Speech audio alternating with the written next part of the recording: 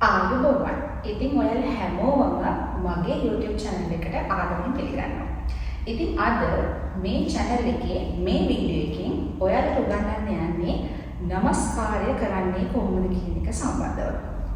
ඉතින් ඔයාලා දන්නවා නමස්කාරය කිව්වහම රටේ ඉන්න ඩාන්සින් කරන බහුතරයක් දන්නවා නමස්කාරය කියන්නේ මොකක්ද කියලා. නමුත් බොහෝ ළමයි, ඒ කියන්නේ 75ක් විතර ළමයි නමස්කාරයේ තේරුම කියන්නේ නමස්කාරය මොකක්ද අදහස් කරන්නේ කියන්නේ කියලා කිව්වොත් ඒගොල්ලෝ ඒක දන්නේ නැහැ. ඉතින් අද අපි බලමු හරියට නමස්කාරය කරන විදිය සහ නමස්කාරය කියවෙන්නේ මොකක්ද කියන එක ගැන තමයි අද මේ වීඩියෝ එකෙන් ඔයාලට කියලා දෙන්න යන්නේ. ඉතින් ඔයාලා තාම මාව subscribe කරලා නැත්නම් අදම subscribe කරන්න. මොකද මේ වීඩියෝ එක විතරක් නෙමෙයි තව ගොඩක් වීඩියෝස් ඔයාලට ඉස්සරහට තියෙන මම බලාගෙන ඉන්නවා. ඉතින් මම හිතනවා වගේ මේ වීඩියෝ එක ඔයාලට ප්‍රයෝජනවත් වෙයි කියලා. ඉතින් ඔයාලා මේක බලනවා නම් කමෙන්ට් එකක් දාන්න අමතක කරන්න එපා. අපි ඉස්සෙල්ලාම චුට්ටක් කතා කරමු මේ නමස්කාරය කියන්නේ මොකක්ද? එතකොට පුංචි දේවල් ටික ඉස්සෙල්ලාම කිව්වොත් එහෙනම් ඔයගොල්ලෝ හැමෝම දන්නවා අපේ රටේ අපේ ශ්‍රී ලාංකික නර්තන කලාවේ නර්තන සම්ප්‍රදාය තුනක් තියෙනවා. ඒක අපි හැමෝම දන්නවා උඩරට පහළට සබරගම්. ඊට අමතරව අපේ රටේ තවත් තියෙනවා ද්‍රවිඩ නර්තන සම්ප්‍රදායන්, ಭಾರತ කතකලි, මණිපුරි, බැලේ, ඒ වගේ තව ඩාන්ස් ස්ටයිල්ස් ගොඩක් තියෙනවා. නමුත් මේ දේශීය නර්තන සම්ප්‍රදායන්ගෙන් උඩරට නර්තන සම්ප්‍රදායට හිමි වෙන්නේ ප්‍රථම ස්ථානය. ඉතින් උඩරට නර්තන සම්ප්‍රදායේදී අපි ඉගෙන ගන්න නමස්කාරය තමයි අද මේ වීඩියෝ එකෙන් ඔයාලට කියලා දෙන්න යන්නේ. මේ වීඩියෝ එක බලන ඔයා මගෙන් නමස්කාරය කරද්දී එහෙම ඕගොල්ලන්ට උත්තරයක් දෙන්න පුළුවන්. අපේ නර්තන සම්ප්‍රදාය කියන්නේ අපේ උඩරට නර්තන සම්ප්‍රදායේ අපි නමස්කාරය කරනකොට ඒ නමස්කාරයේ තේරුම තමයි අපි අවසර ගන්නවා කියන එක. ඒ කියන්නේ නැටුමට කලින් අපි අවසර ගන්නවා. ඒ කියන්නේ අපිට ඉන්නවා ගුරුන්, දෙවියන්, අපේ ගුරුවරුන්, දෙමව්පියන්, සබේ සියලු දෙනාම මෙන්න මේ කියන හැමෝගෙම අවසර ගන්න තමයි අපි නැටුමට එන්නේ. ඉතින් ඒක තමයි නමස්කාරය අර්ථ විදිහට අපිට ගන්න පුළුවන් අවසර ගැනීමක් කියන එක. ඒ විතරක් නෙමෙයි අපේ පොළොව, ඒ වගේම අපේ අහස, මේ මුළු විශ්වයේම ආශිර්වාදයත් එක්ක තමයි අපි නැටුමට එන්නේ. ඒ නිසා තමයි අපි නමස්කාරය කරන්නේ. මේ නමස්කාරය තුළ මම අර කියපු හැම දෙයක්ම ගැබ් වෙලා තියෙනවා. ඉතින් ඉස්සලව නමස්කාරය කරන්න කලින් ඕගොල්ලෝ නර්තන ශිල්පියෙක් හෝ නර්තන ශිල්පිනියක් විදිහට කොහොමද හිට ගන්න ඕනේ කියන එක ඉගෙන ගන්න ඕනේ. අපි සාමාන්‍යයෙන් හිටගන්නේ මෙන්න මේ විදිහට. ඒ කියන්නේ V shape එකට. ඒක තමයි අපේ හරි ඉරියව්ව. එතකොට අපි නමස්කාරයට යනකොට අපි මෙන්න මේ කකුල් දෙක මෙහෙම තියාගෙන තමයි නමස්කාරයට යන්නේ. මෙන්න මේක තමයි හරි ඉරියව්ව නමස්කාරය කරන්නේ. පැහැදිලිද? එතකොට සමහර කට්ටිය කකුල් දෙක මෙහෙම තියා ගන්නවා. මේක වැරදි. ඉතින් අපි හැම වෙලෙම අපේ විදුඹවල් දෙක මෙන්න මේ විදිහට තියාගෙන ඇඟ සමබර කරගන්න ඉස්සෙල්ලාම ඉගෙන ගන්න ඕනේ. සමහරුන්ට මේක කරන්න බෑ, සමහරුන්ට මේක කරන්න පුළුවන්. නමුත් කරන්න බැරි කට්ටියට ප්‍රැක්ටිස් කරගන්න පුළුවන් මේකෙදි ඉන්න විදිය සහ තමන්ගේ ඇඟ සමබර කර ගැනීම. මේ නමස්කාරයේදී ඔයගොල්ලන්ට නමස්කාරයට මේ යන කකුල් දෙක තියලා මේ පහළට යන ටික ඔයගොල්ලෝ ප්‍රැක්ටිස් කරගන්න පුළුවන්. ඔයාලට ඒ කියන්නේ ඔයගොල්ලෝගේ ඇඟ ඒ කියන්නේ බැලන්ස් නැත්තම් ඒක අනිවාර්යෙන් ප්‍රැක්ටිස් කරගන්න. මොකද අපි නමස්කාරය කරන්නේ මෙන්න මේ ඉරියව්ව නිසා. මේ ඉරියව්ව අනිවාර්යෙන්ම ඔයගොල්ලෝ ප්‍රැක්ටිස් කරගන්න ඕනේ මේ ඉරියව්වේ ඉන්න. මොකද අපි චුට්ට වෙලාවක් මේ ඉරියව්වේ නමස්කාරය කරන නිසා. එහෙනම් අපි බලමු කොහොමද දැන් නමස්කාරය කරන්න කියලා. තේයත් තම් දුගොත් මුදුනට තේයත්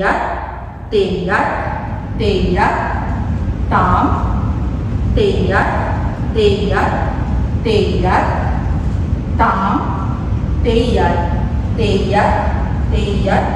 තම්. ඔන්න ඔය විදිහට තමයි නමස්කාරය කරන්නේ. දැන් අපි නමස්කාරය කරද්දී ඔයගොල්ලෝ දැක්කම මම ඉස්සර දුගොත් මුදුනට වැන්දා, ඊට පස්සේ නල්ල ගාවට තිබ්බා, ඊට පස්සේ මකුළු ගාවට තිබ්බා, ඊළඟට නැගිටලා මෙහෙම කරා. ඉතින් මේ නමස්කාරයේ තේරුම තමයි අපි ඉස්සලම අත එක තියන්නේ පොළවට. පොළවට අත එක තියනකොට ගොඩාක් දරුවෝ විතරක් නෙමෙයි නැටුම් ඉගෙන ගන්න බොහෝ දෙනෙක් කරන වැරද්දක් තමයි තමන්ගේ මේ අත්ල තියන්නේ නැහැ. ඒගොල්ලෝ තියනවා මෙන්න මේ විදිහට. මෙන්න මෙහෙම තෙය්‍යත් තම්. මේක නෙමෙයි හරි ක්‍රමය. අපේ නර්තන සම්ප්‍රදායට අපි ගරු කරනවා නම් අනිවාර්යෙන්ම මේක හොඳට අත්ල පොළවට තියන්න ඕනේ. මොකද අපි නටන්නේ මේ පොළවේ. අපි මේ පොළවට ගෞරව කරන්න ඕනේ. මේ අහසයට මේ පොළව උඩ තමයි අපි අපේ නර්තන සම්ප්‍රදාය කරන්නේ. එතකොට අපි මේ දේවල් වලට ඒ නිමිත්ත වටිනාකම ලබා දී යුතුයි. ඉතින් නමස්කාරයේ පළවෙනි අංගයේ පළවෙනියටම අපි දොහොත් මුද්‍රණ තියන්නේ. දොහොත් මුද්‍රණ තියෙන එකේ තේරුම තමයි අපි ඉස්සලා වදින්නේ බුදුන්ට. ඊට පස්සේ දෙවියන්ට තමයි අපි වදින්නේ. ඊට පස්සේ අපේ ගුරුවරයන්ට සහ දෙමව්පියන්ට අන්තිමට සමේ සියලු දෙනාගේම අවසරයෙන් තමයි අපි නැටුමට එන්නේ.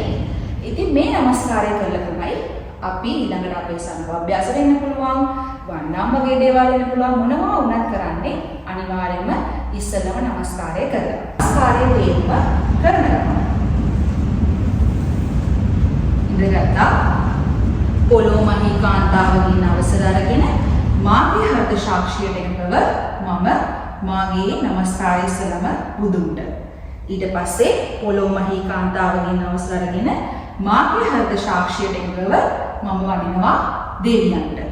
ඊට පස්සේ පොළොමහී කාන්තාවකින් අවසර අරගෙන මාගේ හෘද සාක්ෂියට එකව මම මාගේ නමස්කාරය ගුරුවර දෙමාපියන්ට දෙනවා. ඊළඟට පොළොමහී කාන්තාවකින් අවසර අරගෙන මාගේ හෘද සාක්ෂියට එකව මම සබේ සියලුම දෙනාගේම අවසර අරගෙන නැටුමට එනවා. ඔන්න ඔය ටික තමයි මේ නමස්කාරය කියන අර්ථය. ඉතින් මේ නමස්කාරය අමාරු දෙයක් නෙමෙයි. මේක තමයි මගේ මේ පාඩම් මාලාවේ ආරම්භය. නමස්කාරය ඉගෙන ගන්න. ඉතින් අපි නමස්කාරය දැන් කරන්න දන්නවා. ඕගොල්ලොන්ට තව මොන හරි අවශ්‍ය දෙයක් තියෙනවා නම් මට කමෙන්ට් එකක් දාන්න අමතක කරන්නත් එපා. ඉතින් මේ නමස්කාරය පිළිබඳව මොනවා හරි ප්‍රශ්න තියෙනවා නම් ඕගොල්ලොන්ට ඒකත් මේ කමෙන්ට් සෙක්ෂන් එකේ දාන්න පුළුවන්. මොකද අපි හැමෝම දැනුම බෙදා ගන්න ඉන්න කට්ටිය. ඉතින් අපිට අපේ දැනුම බෙදා ගන්න පුළුවන්. මොකද මට වැඩි ගොඩාක් ගුරුවරු මේ ලෝකේ ඕන තරම් ඉන්නවා. ඉතින් ඒ නිසා ඕගොල්ලොන්ට කියන්නේ මේ සම්බන්ධව ඔයාලා දෙයක් දන්නවා නම් මම දන්න දෙයක් ඔබ දන්නවා නම් අනිවාර්යයෙන්ම කමෙන්ට් එකක් දාන්න. තව පුංචි දේවල් ටිකක් මම කියන්න කැමතියි. නමස්කාරය කරද්දී ළමයි ගොඩාක් වැරදි කරනවා. ඉතින් ඒ වැරදි කරන්න එපා. නමස්කාරය දන්නේ නැත්නම් ඔයාලට ඉගෙන ගන්න පුළුවන් ඔයාලගේ ගුරුවරයාගෙන්. නැටුමට එන ඕනම ප්‍රාථමික කෙනෙක්ට මගේ වීඩියෝ එක බලන්න පුළුවන්. මේක හරහා ඕගොල්ලන්ට පුළුවන් නමස්කාරය කරන හැටි හරියටම ඉගෙන ගන්න. ඉතින් මම හිතනවා ඔයගොල්ලන්ට මගේ වීඩියෝ එක ප්‍රයෝජනවත් වෙයි කියලා. ඉතින් තවත් දේවල් බලන්න මාව subscribe කරලා තියාගන්න. එහෙනම් ගිහින් ඉන්න ඔයගොල්ලෝ හැමෝටම ආයුබෝවන්.